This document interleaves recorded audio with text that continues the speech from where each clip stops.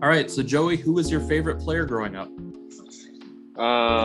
Steven Strasburg through high school and stuff. When I was a kid, I wasn't too much into baseball, but Steven Strasburg when I was in high school and whatnot. What's the best piece of advice you ever received? If you live your life like nobody likes you, you'll be just fine. Who's a hitter you want to face someday? Andrew Vaughn. Who's the best roommate you've ever had on the road? Justin Bullock. What's a place you've always wanted to visit? Croatia. If you were a position player, what position would you play? Probably left out.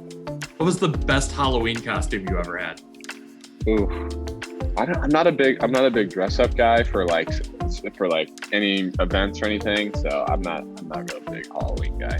If you've got one pitch to throw, game on the line, do you want to throw your best pitch or the pitch they're least likely to hit?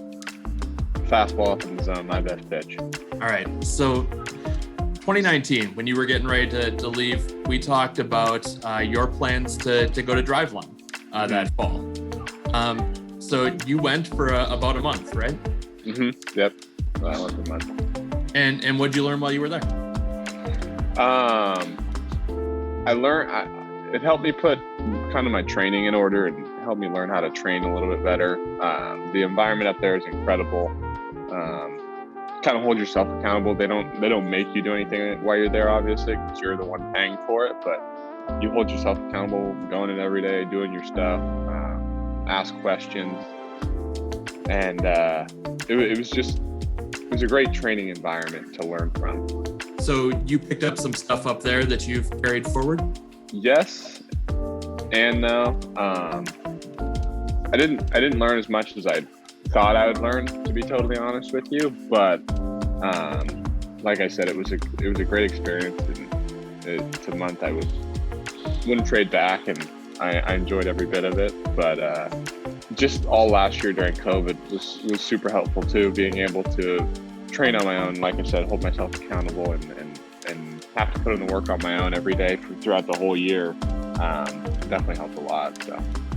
So we could probably do a whole series of stories this year, just talking to guys about how they spent 2020. Yeah. The weird year and the kind of sequence of events. But how did you spend the year away from baseball days? I was very lucky. Obviously, I live in California, so everything was shut down majority of the time. But I've been going to the same baseball facility since I was 10 years old. So I was able to have access there. We have indoor mound equipment, technology that we use here in professional baseball.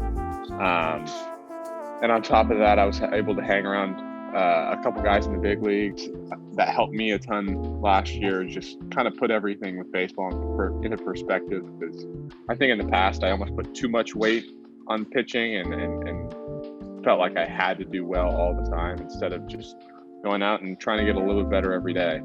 And once I kind of simplified that and learned from those guys, it helped a ton. But I was able to play some games in like an adult Sunday league kind of deal, which was obviously the competition wasn't great, but it was nice to just be able to pitch and have fun. You mentioned working with some big leaguers. Anybody you can name drop? Tyson Ross, Joe Ross, and then Tyson's one of the most helpful human beings in the world. I was extremely lucky. Great dude, great family, and was real lucky to work with him. But and then Liam Hendricks and Marcus Simeon was around, and Steve Biscotti. So you've had quite the year this year. What's the key to your success? Just on it, to be totally frank with you, just think less.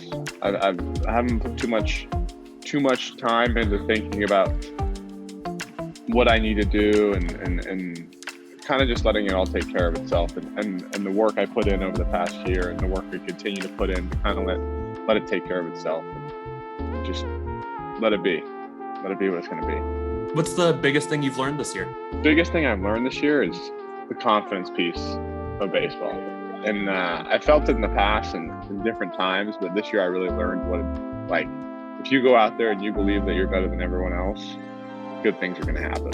So I talked to Cam Castro earlier today, and one of the things he mentioned that has impressed him this year is how good you've been in a variety of roles. Short relief, long relief, starting.